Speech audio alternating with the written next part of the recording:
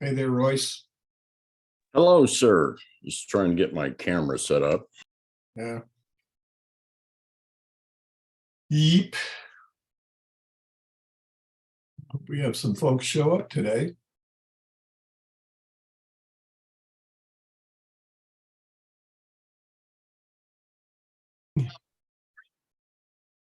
Okay, thanks everybody. Thanks for showing up for the July JEMS marketing meeting, and right after the 4th of July, or as I refer to it, Independence Day. So we're That's a pet peeve of mine, Jim. Thank you. I think Independence Day is a lot more meaningful. yeah, 4th of July is just a day of the month. That's right. It's not that. Hi, Eric. Good to see you as well. Yes, hello. Just been out doing a lot of running around this morning for my Rotary Club, so I'm just in here for this, and I'll be back out right after it. But I wanted to be here. All right, good. Appreciate that.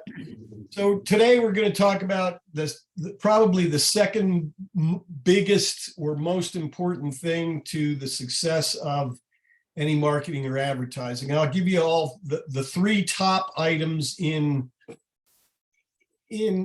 order of importance. Okay, number one is the audience. You know, if you send, I don't know if any of you have dogs or you're familiar with Rough Greens, right? That's advertised on a lot of the talk radio shows, right? Rough Greens is a supplement for dogs, okay?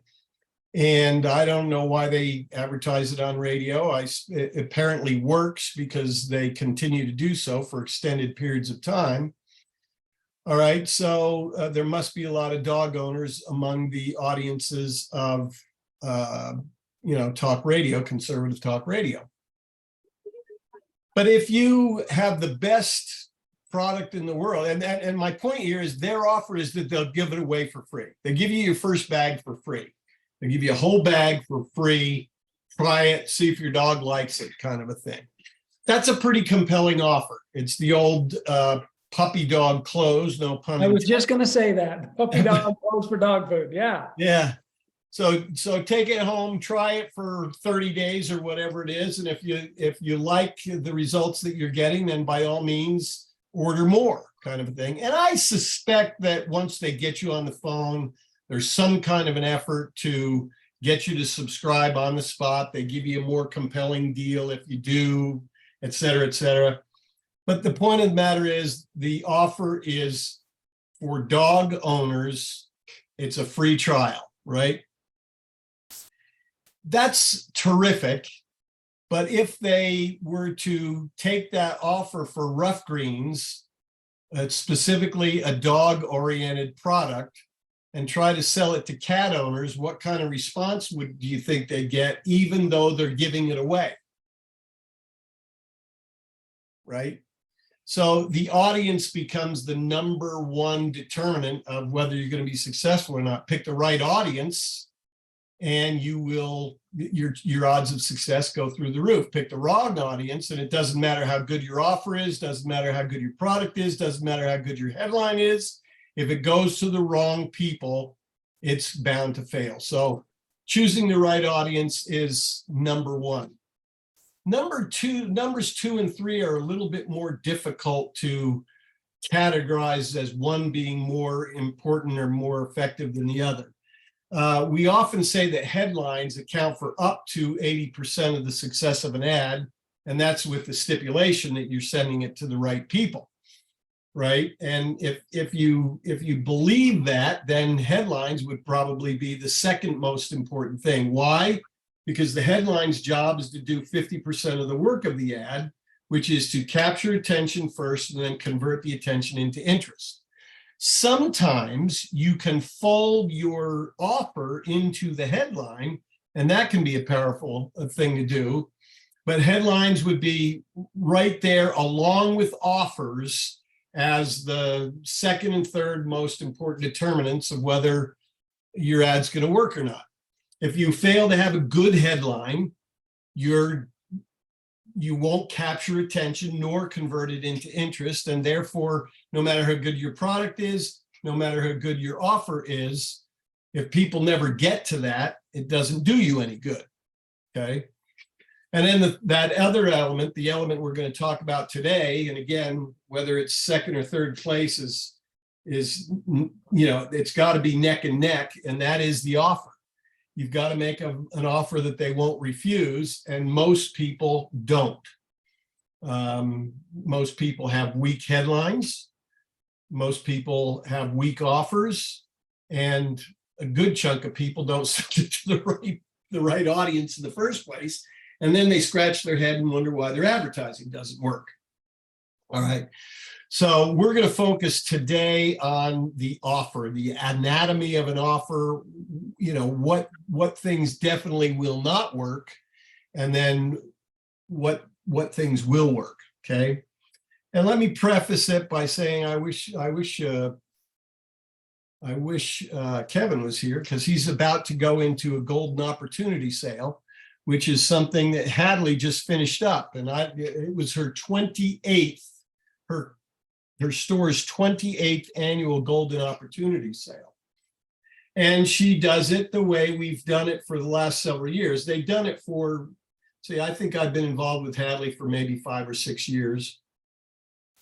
They had done it annually for obviously 22 years or 23 years before I got involved with it, but we did a few things that made the thing really skyrocket. Okay. And I just thought I might give you a little bit of insight. They hold two events associated with it. One is the VIP event that goes to their VIC event that goes to their very most important clients. It's for 3 days, a week ahead of the public event. Okay.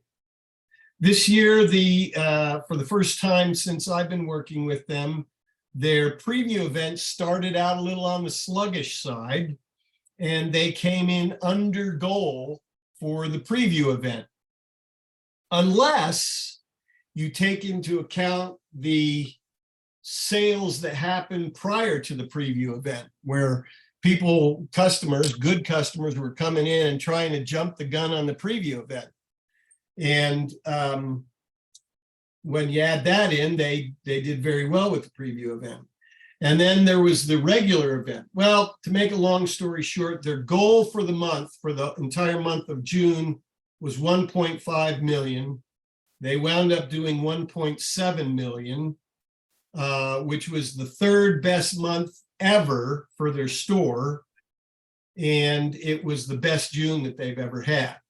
Okay. Now, we're going to come back to the golden opportunity thing in Hadley's case specifically a little bit later as we talk about some of these elements that go into a compelling offer.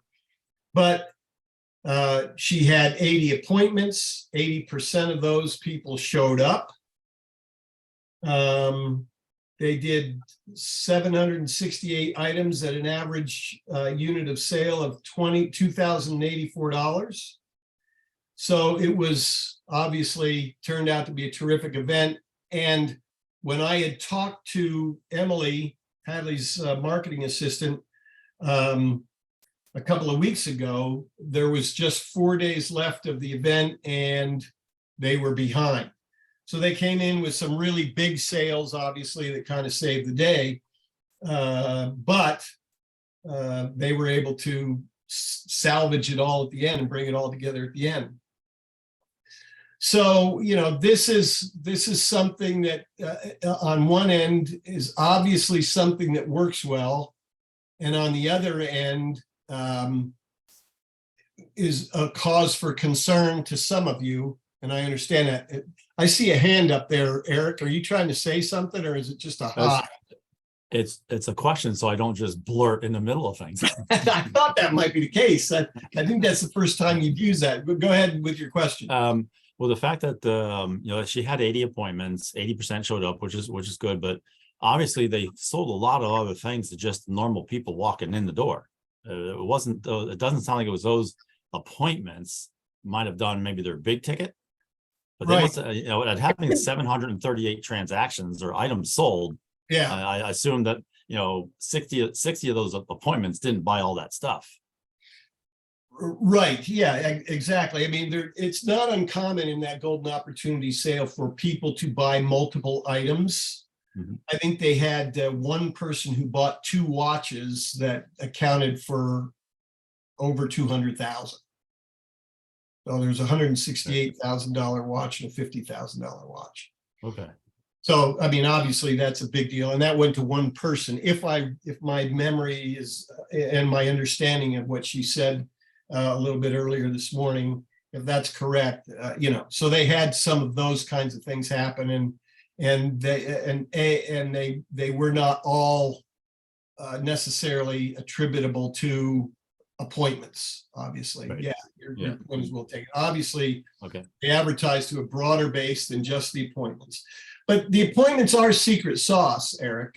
This is one of the things that they do, that Perry's does with all their events. They have people set appointments, and they have an automated appointment system. And I'll get into this and how it relates to offers. And if I forget, make sure I bring me back to it, because it is important. But the appointments thing really works very well for them, and it's primarily because it's an automated system. And when people set their own appointments, they tend to keep them. And were the appointments only for the preview time or throughout the entire event? Good question. I don't know the answer to that. Okay. Okay. All right. Now, I don't want to dwell too much on that huge success story, because it is that, but I do want to get into the anatomy of an offer and what makes offers work and why sometimes they don't work, and what the concerns might be in presenting offers. So I'm going to do a little screen share here, as long as I can figure out which thing that I'm going to screen. Got it? No. Huh. None of that looks like it. Well, I'm going to just go ahead and do this for just a second. Let's see if I can. Maybe it's because I put it away. There we go. Can you guys see that? Okay. Right smack dab in the middle. Yep. Okay, good. Good. I got somebody coming in the waiting room. I don't know who that is. It's Kevin. Hooray! All right. So as we consider offers, there's 2 things with the 2 mistakes that salespeople make. The first mistake that they make is they fail to close. And the second mistake they make is that's all they do is close. And so, you can, advertising works almost exactly like salespeople work in this particular instance. Most ads fail to close. They do a bad job. Like I say, they present no offer at all, or if they do present an offer, it's a weak offer. So that is failure to close. All right. All they do is close is kind of like, I would equate it to the Christmas catalogs that we often see out there, where it's all price and item stuff, but there's no romancing of the product or the company, right? It's just, here's the product, here's the price, come buy it, right? And those catalogs are notoriously marginally effective. Sometimes they can be profitable. Lots of times they're not profitable. And it's because they haven't done anything that goes along with what we're going to talk about relative to compelling offers. So that's what I want to get into. It's not good enough to simply romance the product. You've also got to romance the offer, and you've got to put some things together that will enable you to sweeten the pot. And that's where offers are really put together. Now, one of the big mistakes that people make is spelling offer, D-I-S-C-O-U-N-T. Like discounts are the only things that seem to drive people, and they don't. And it's not good for the customer a lot of times. And it's also not good for the merchant if all you're doing is say 10% off, right? Now, Kevin's about to do a golden opportunity sale, and we'll have product in there from 10% off to 80% off. And that is a discount-driven sale. So I'm not saying that there's anything wrong with discounts or they can't work. But what I am saying is sometimes we over-rely on a discount. And there are so many other things that you can do to bring people in the door and not have to discount at all in many of those cases. Okay. But the typical jeweler typically uses nothing but discounts to get people through the door. And then on top of that, the discount isn't very compelling, right? So would your spouse be moved by 10% off? As I'm not moved by 10% off, my wife isn't moved by 10% off, then what makes you think your customers would be? And you sit there and go, well, 10% off is a good offer, and it might be in some cases, but again, like 10% off on a house is probably a fairly good deal. You got a $700,000 house and you're given a 10% discount. Okay, I'm interested. All right. But and maybe, for example, on that $168,000 watch that Hadley sold, right? Then a 10% discount might be meaningful in that particular situation. But on your average everyday sale or merchandise, the average everyday wedding ring, perhaps 10% just not going to be that motivating to people. All right. And so if it wouldn't motivate you and it wouldn't motivate your spouse, then why do you think it would motivate your customers? And typically it won't. Okay. So what you have to do is look at the offer and break it down into its two sides. There's two sides to every offer. One is conditions and one is appeals. Okay. The conditions are the things about the offer that your customer would rather do without. Wouldn't we all rather get everything we ever get for free? Wouldn't that be nice? If we didn't have to shell out any money whatsoever. The price is always a condition, and the restrictive terms and limitations are also conditions. However, those restrictive terms and limitations can work in your favor, and you need to use them to compel people to take action, right? So if we go back to Hadley's sale, the nature of Hadley's business is, it's called Perry's Diamonds and Estate Jewelry. They do a lot of estate stuff, right? I don't know if it's 60, 70, 80% of their business is estate, but it's a big percentage of their business is estate.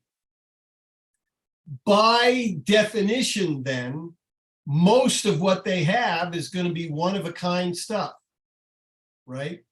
So that's a restrictive term and a limitation. If I've only got one of something, that customer doesn't like that. At least they don't like it in the sense that it forces them to have to make a decision and take action quickly, because if they don't do so, it could be gone by tomorrow, right? Even at the full price. So that is a use of scarcity, a term or a limitation that is based on scarcity, and that tends to work in your favor. And to whatever degree you can infuse it into your offers, that sense of urgency or scarcity, you are going to force people to make decisions, right? So let me give you an example of that. We have found that a shorter lead time on most of our events works better than a longer lead time on the events. And in fact, a shorter period for the event itself tends to work better than a month-long event, for example. and Kevin, you could probably speak to this. One of the things that we've done over the last couple of years with you, with pretty good success, good enough success that we're going to do it again, is the interest-free August concept. So that's a month-long promotion, right? How would you describe the flow of traffic that comes in based on that?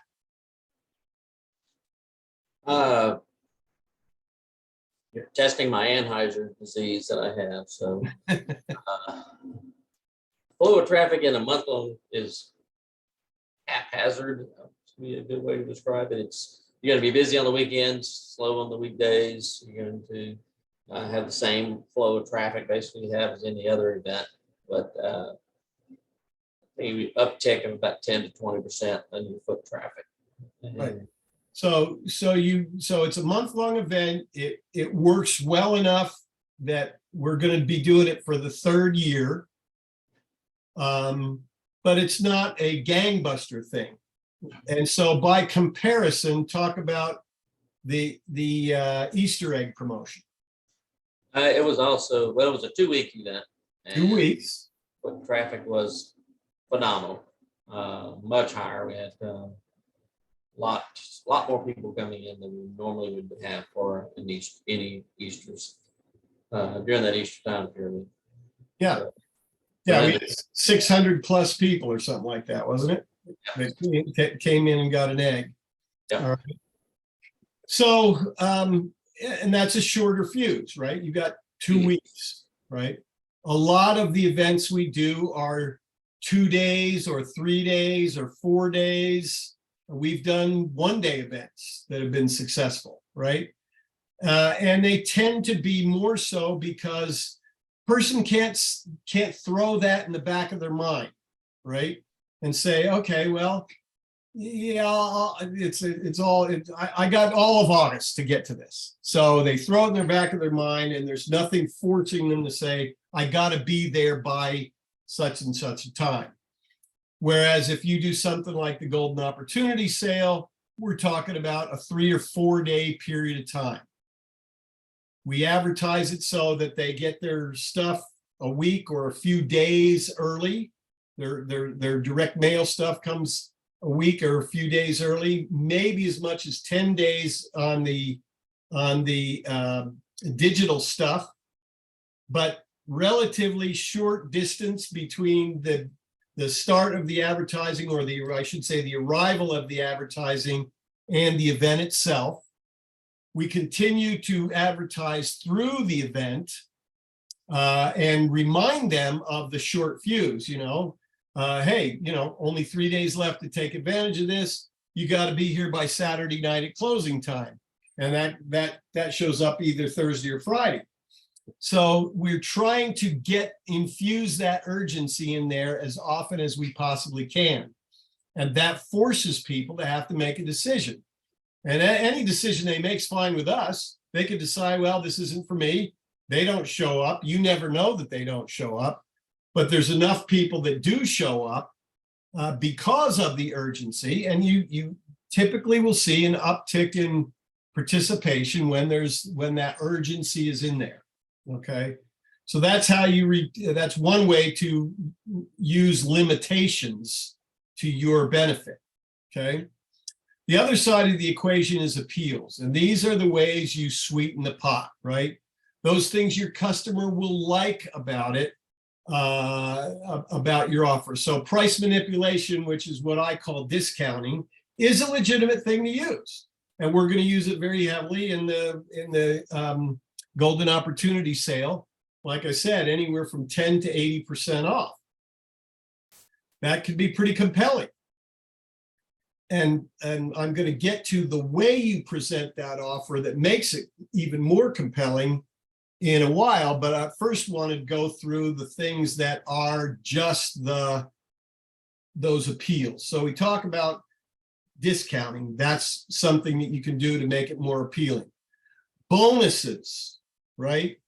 Bonuses are more of the same. So buy one, get one free, buy one, get one half off, buy one, get a third off, buy two, get one free. Those are bonuses. And notice that there is a stipulation that's attached to the bonus, right? That's one of those restrictive limitations, right? People would love buy one, get one free. And that's a very proven offer, but they might, 50% off is a proven offer as well. But it's much better for you to do buy one, get one free, and they like it better. It's more appealing to the customer. Premiums are things that aren't the same item, but they're something else, typically some kind of self-liquidating premium. So while supplies last, come in and buy X and get Y while supplies last. Okay, that would be a premium. So a free bottle of jewelry cleaner conceivably could be a premium. Come in and buy a, choose from our unparalleled selection of earrings and get a bottle of jewelry cleaner to go along with it, an extra $20 value. Or you could provide a price range in there. Choose from our collection of earrings anywhere from $25 to $2,500 and get the, or $25 to $250 and get the premium of the free jewelry cleaner along with it. Well, you have to be the judge of whether the free jewelry cleaner, for example, is a big enough incentive that's going to overcome people's inertia. In other words, get them to get in the car, drive to your store, and buy a pair of earrings, right? So there's all kinds of premiums. You can provide the premiums for things other than a purchase. For example, Hadley does swag bags for appointments. So for the first X number of people who set an appointment, we have a gift bag worth, and Hadley's will typically run anywhere from $25 to $125, the value of the gift bag, right? So that would be a premium. Free samples, we kind of talked about a little bit relative to the dog thing. How would you make free samples work with jewelry?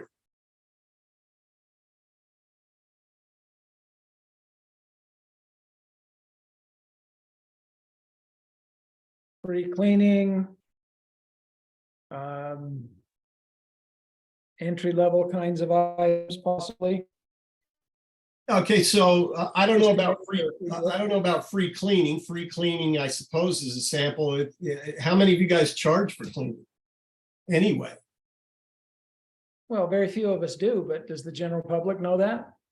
Well, that's sort of my point. And my point is also that you should put a value on it, right? Sure. So if you're going to do a cleaning, say this is a $25 value that I'm going to give you for free, or a $20 value, or a $10. I don't care what the dollar amount is, but you should put some kind of dollar amount on it. It does take your jeweler a certain amount of time to do the cleaning. There's value associated with that time. There's equipment involved. There's materials involved. So there is, in fact, a cost to you. Let's say the cost of you to do a cleaning is $2. I don't know if that's fair or not. Eric, you're more likely to have a handle on this than anybody here, I think.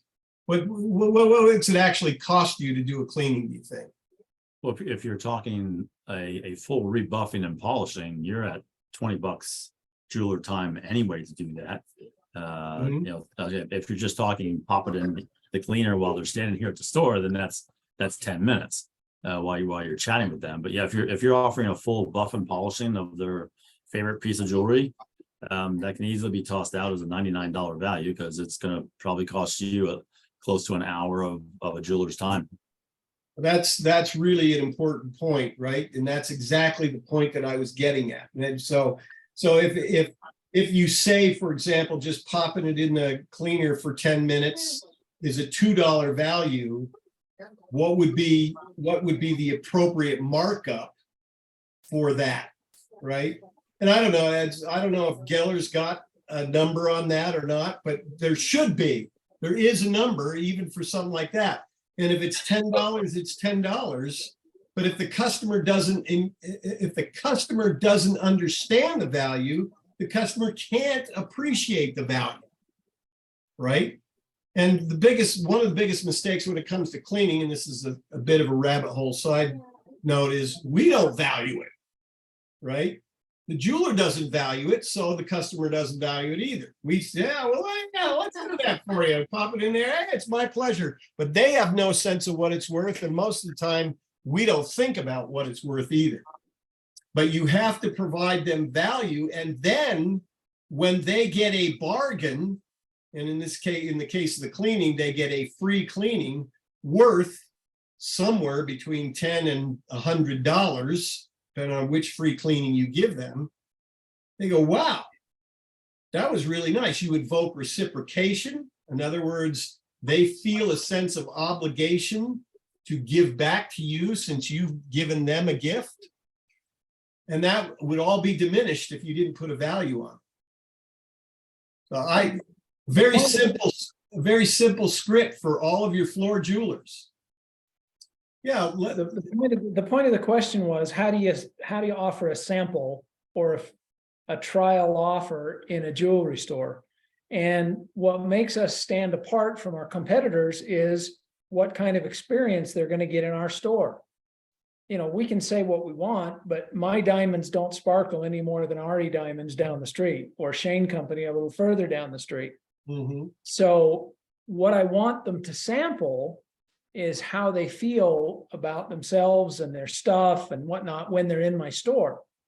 So to offer a free cleaning is precisely the point of getting them to come in and experience interacting with my people. Right. And that's what's going to set us apart. So in that sense, a free cleaning is very definitely a valid sample kind of offer. Mm. It doesn't cost me a lot, just like the travel size toothpaste you buy at Walmart. Right.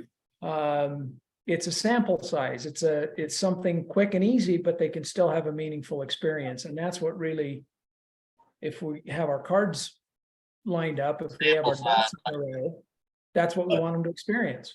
The sample size idea is not bad for jewelry cleaner. For example, if you're Kingswood or whoever you use may have a vial that you can get to try. Right. Right. And cleaning idea, by the way, Geller uses 3 free, $60 and $100, and you get different warranties with the paid ones on the some altered things, but not something I don't consider that a sample. And I would just say that whatever you do, you make sure you put a value on it. Right? Oh, absolutely. But let me share with you how I sold Acuras. Sold several Acuras to doctors by giving them a free trial. So what we did was we said, we secured a list of MDs in the area, and we sent them all a letter that had a key in it. Okay. And we said, so obviously lumpy envelope, right? You know, it's going to get open, had a key in it. I think we sent out a couple of hundred of these, maybe as much as 600 of them. Okay. And the offer was, come pick out your Acura, take it home and drive it for the weekend, put it through its paces. We'll give you dinner for 2 and bring it back. I mean, a true puppy dog close, right? We sold 6 Acuras that way. Okay. At the time, I'm guessing each one of those Acuras, this was many years ago, but at the time, I'm guessing each one of those Acuras would have been in the $20,000 to $30,000 range. Right. So, the doctors felt special. You were going to a group of people. There was a certain amount of risk involved. They could crash the thing. They could decide, oh, I'm going to drive it to Vegas and back and put a couple thousand miles on it or something like that. But generally speaking, these are fairly reputable people that aren't going to screw you over too bad. And I can't remember what the close rate on it was. In other words, I think it was like 80% or something like that. I mean, we might have sent 8 cars out and 6 people bought or something like that. So could you do that with jewelry? Well, we've talked about that in certain circumstances, like if there is a big fundraising gala coming up, you know, go to the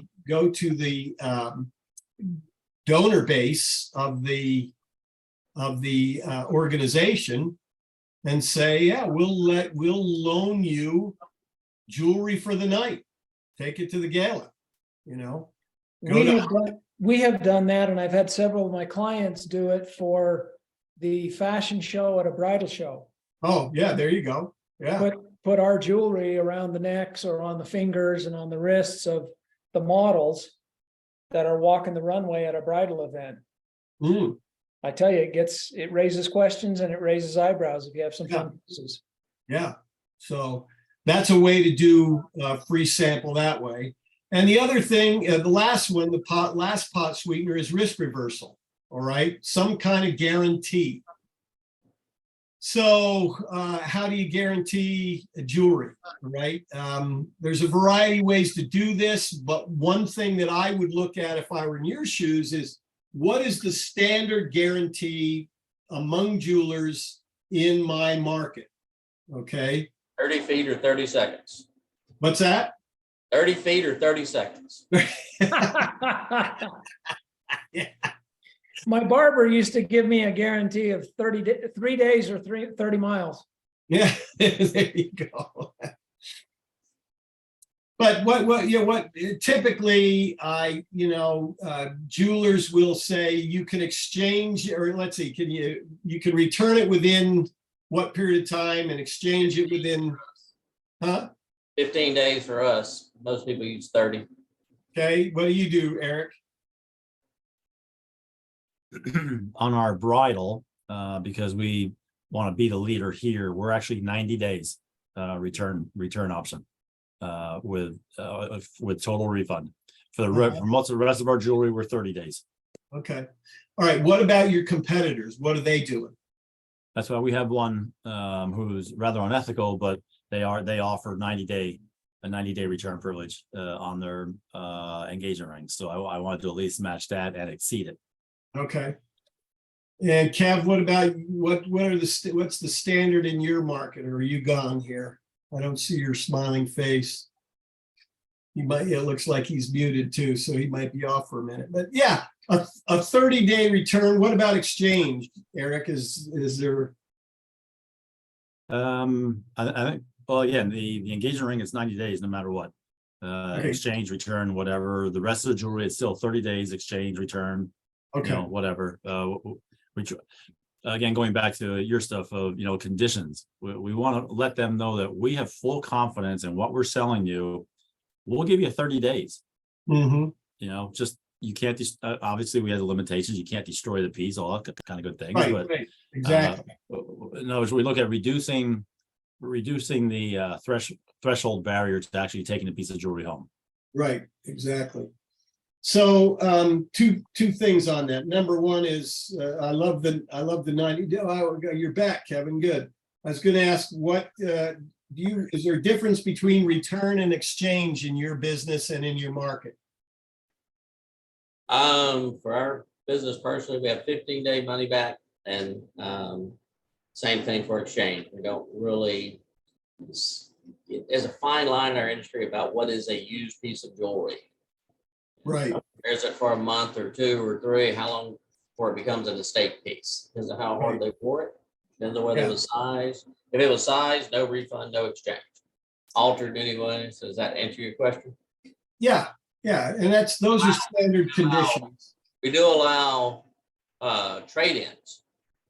They get what they paid for a big diamond, and they get like 60% of what they paid for a semi-mount or fashion ring. Mm-hmm. Or Gotcha. something worth double.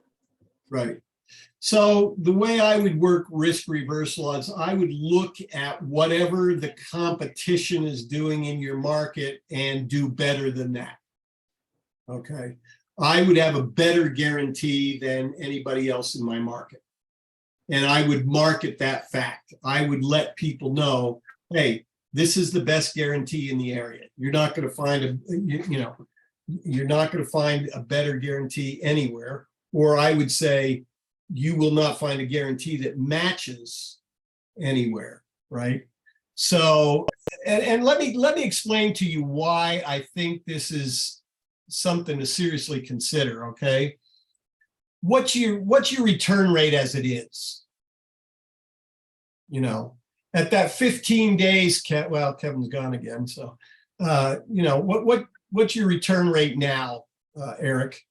It's still very small. And that's why we learned, as I learned early on in my career, when I dwelled on these things, like just let it go. It's such an incrementally small part of the volume. Yes, it sucks when it happens, but it's just called move on. Yep. And what about you, Paul? What's been your experience with it? Well, there are all kinds of different ways to do it. I've had a couple of clients that offer virtually a lifetime return for store credit. You know, the guy buys the ring, it takes him 6 months to get up the gumption to ask the question, and then she says no. Or worse, she says yes, they have a long engagement, she breaks it off, or they break it off for whatever reason. Now he's heartbroken, he can't give that same ring to another gal. He brings it back after a certain period of time and it's varied.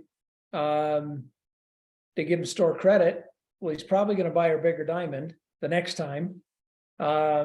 And you just have that money sitting there on the books. Certainly ensures he's going to come back to you for the second ring when he gets another chance.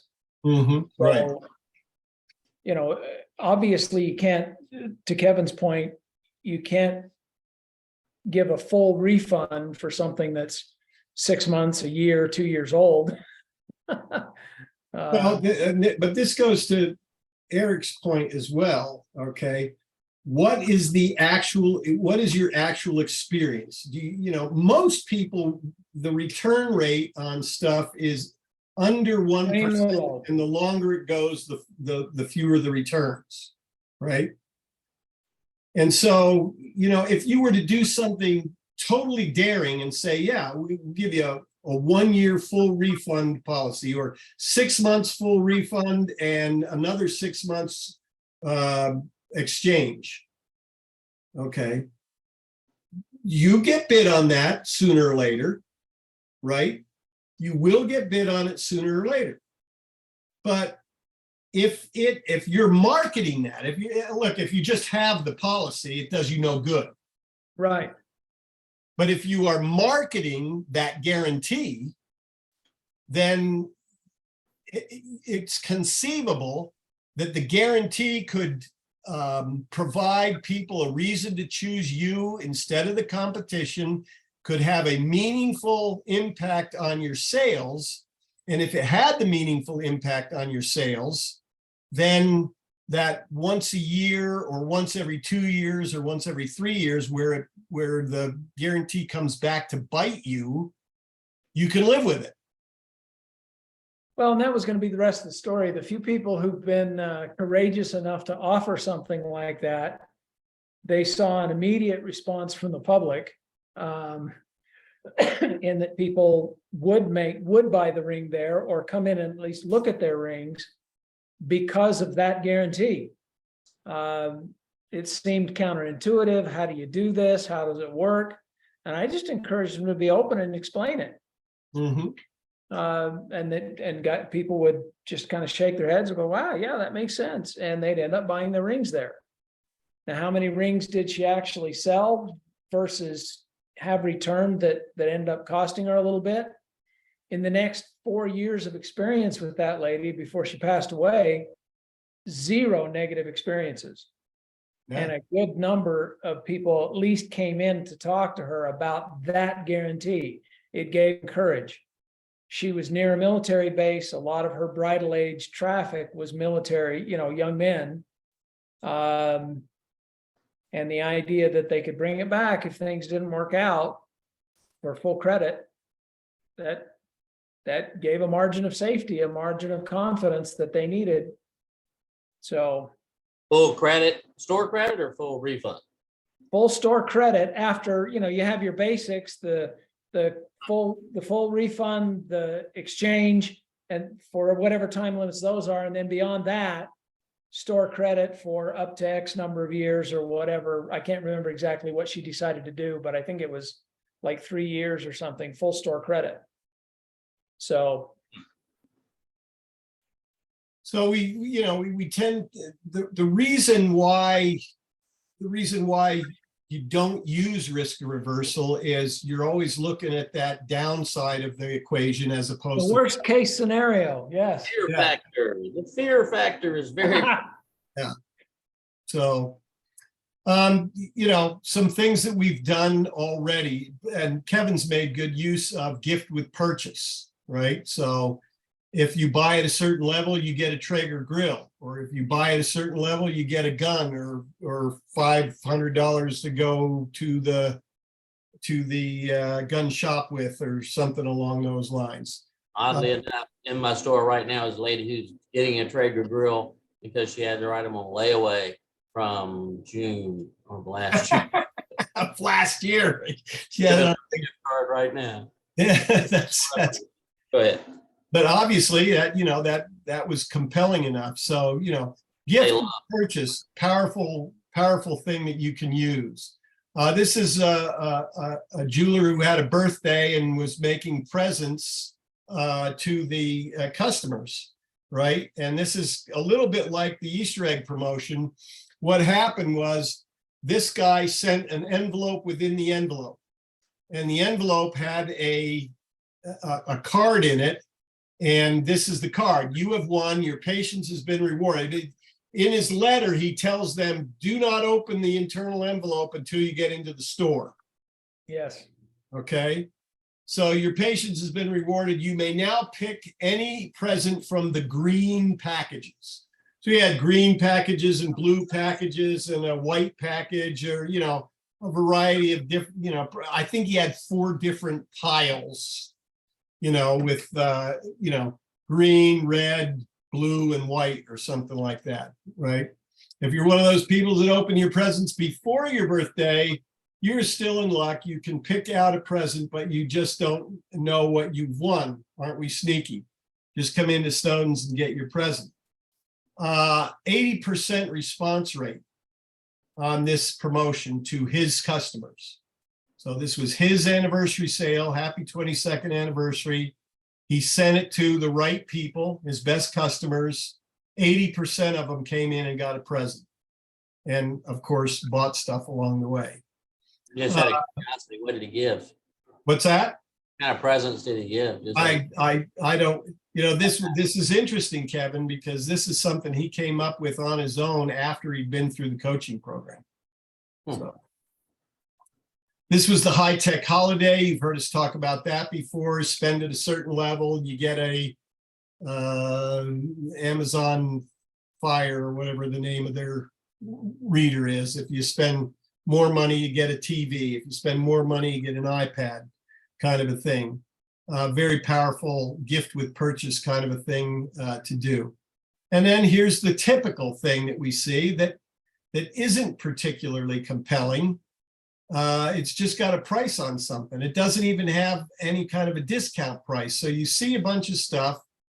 Unless you're a real connoisseur of jewelry, you don't really understand or know what it is you're getting here, right? Okay, it's a ring for $89.99. Well, is it a $12,000 ring, or is it an $8,000 ring?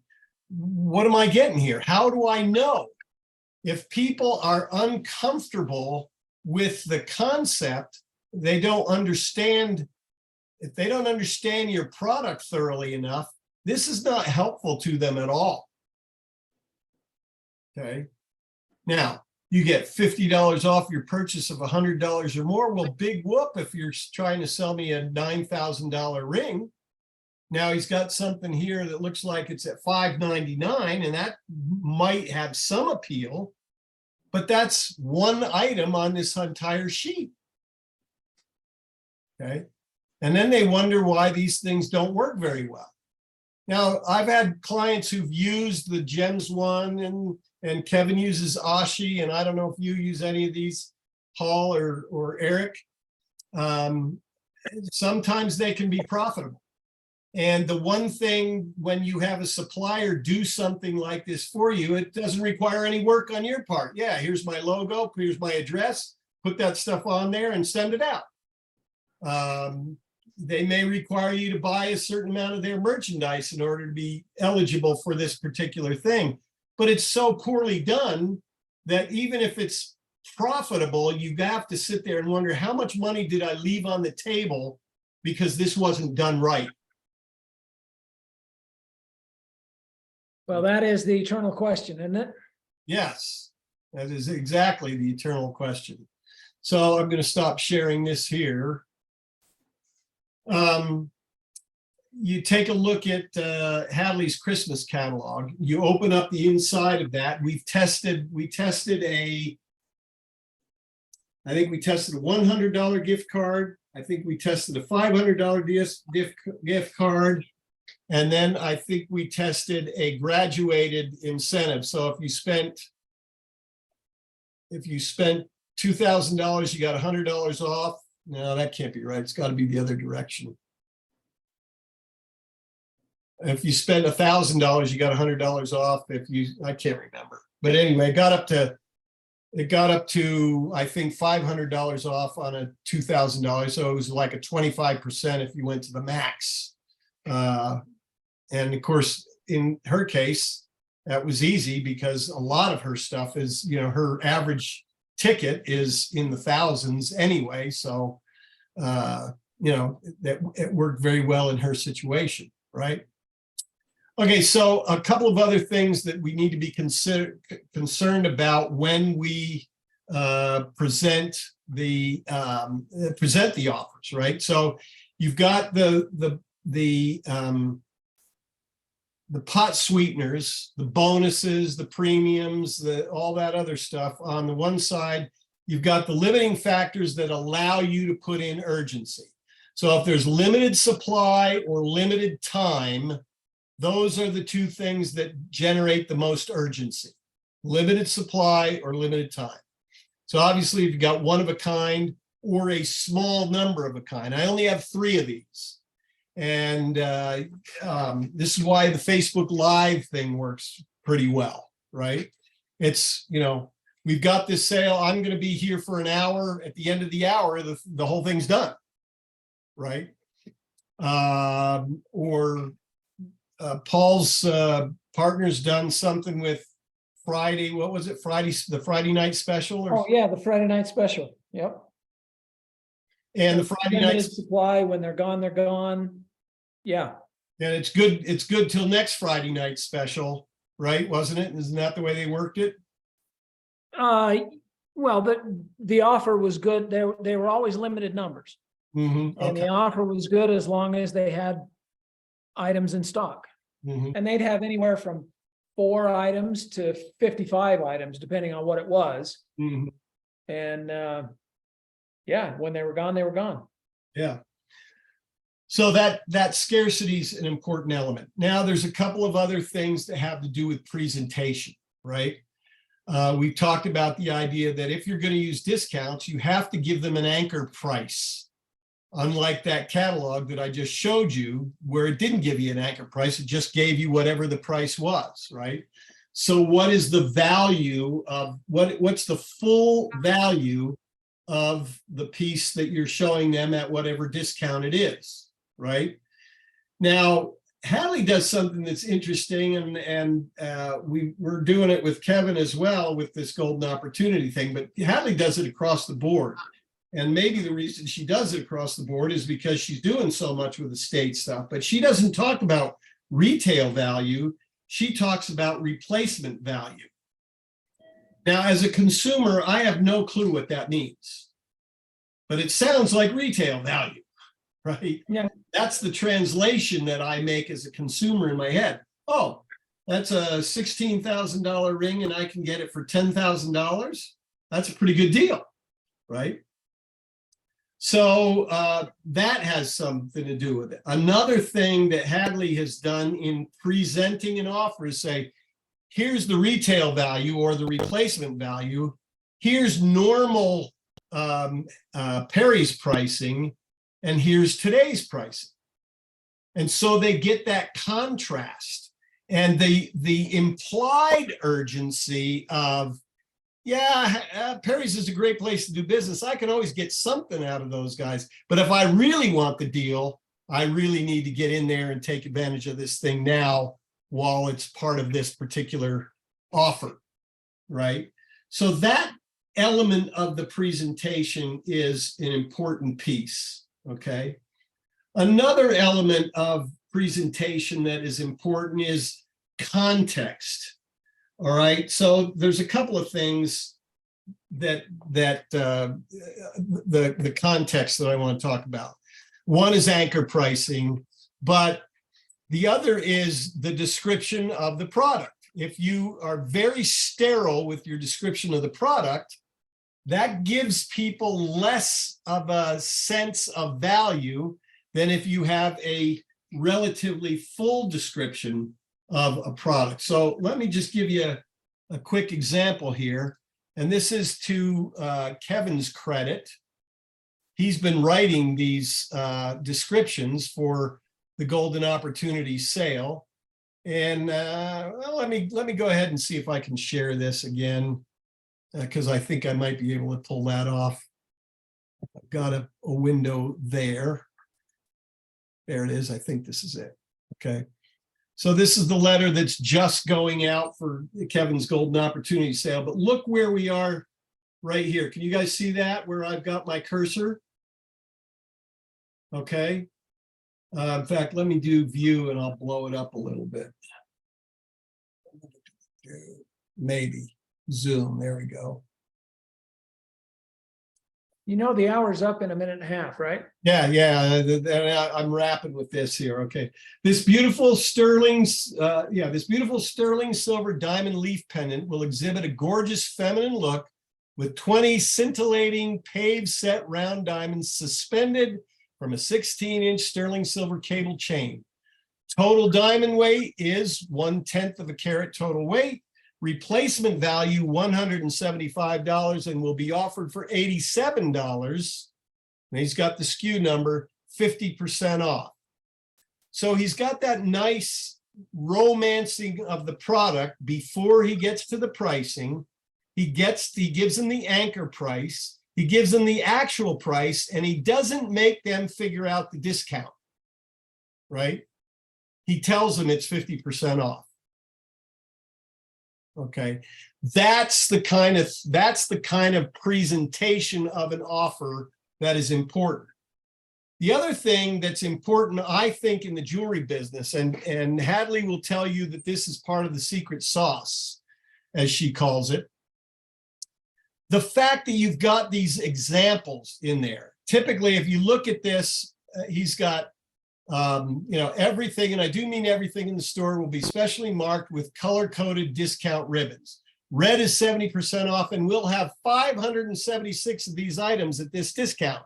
Orange is 60% off with 481 items at this discount. Yellow is for 50% off, and there are 498 of these. The specificity of the number is part of the presentation of your offer, okay? People look at these kinds of sales and they'll say, yeah, I know how this works. They got 3 items at 70% off and everything else is 20% off. This dispels all of that, right? So you give them that, and then that's all well and good, but okay, you got a bunch of items at 50% off or more. That's great. I don't know what I want to buy. I don't know what I need. Gee whiz, give them some ideas. And so we'll do 3 different emails, and we will exhibit probably a dozen different items. The third email is going to have, the first 2 emails have 3 items in them, and the third email I think is going to have 6 items in it. Okay, so and then you say, now these are just a sample. We've got you've already alluded to the fact that you have literally hundreds more. And in fact, in the headline, it says we've got 3,579 reasons to shop Patton's new first ever Golden Opportunity Sale, where discounts range from 70% off down to 10% off. but where we have more items at the high discounts than we do at the low ones. Again, this is presenting the offers in such a way that people can understand it. It takes more room. There's more copy that way, but it gives people context. It gives them understanding. It allows their imagination to take over and begin to get excited about stuff that the normal presentation from the normal jeweler just doesn't do. Yeah, everything in the store up to 70% off. Oh yeah, I know how that goes.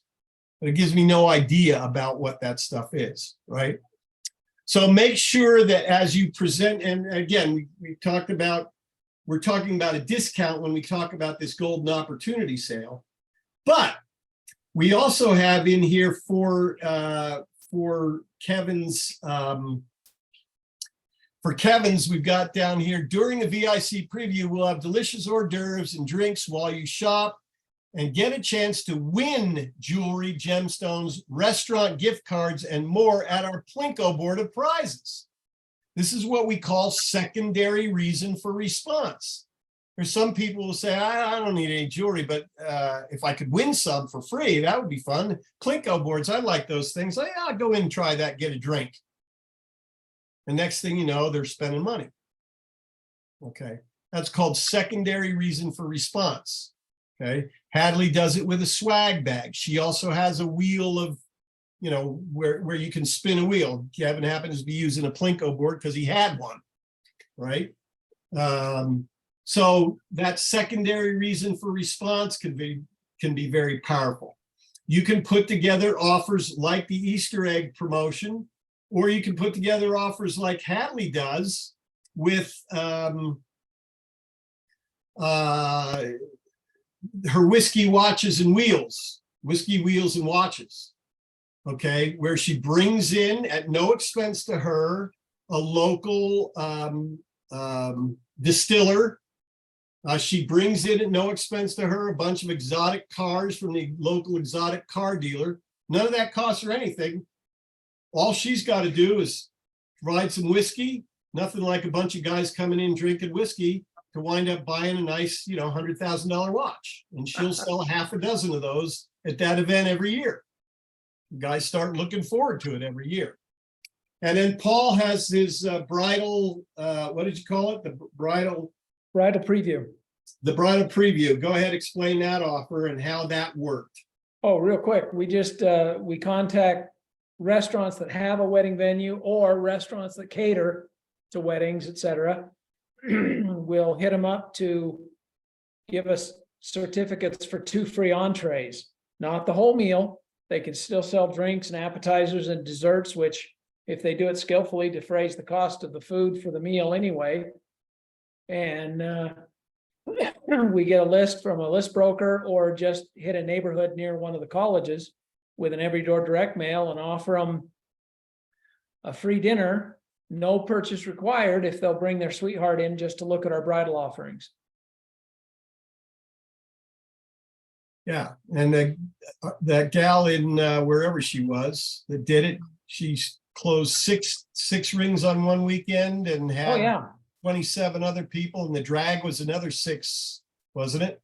Something like that. She had 46 couples visit on a Friday and Saturday. She did it for a limited time. Mm-hmm. She actually did it in conjunction with a one-time only manufacturer's authorized discount because she was introducing a new bridal line, and she really thought that was going to be the big draw.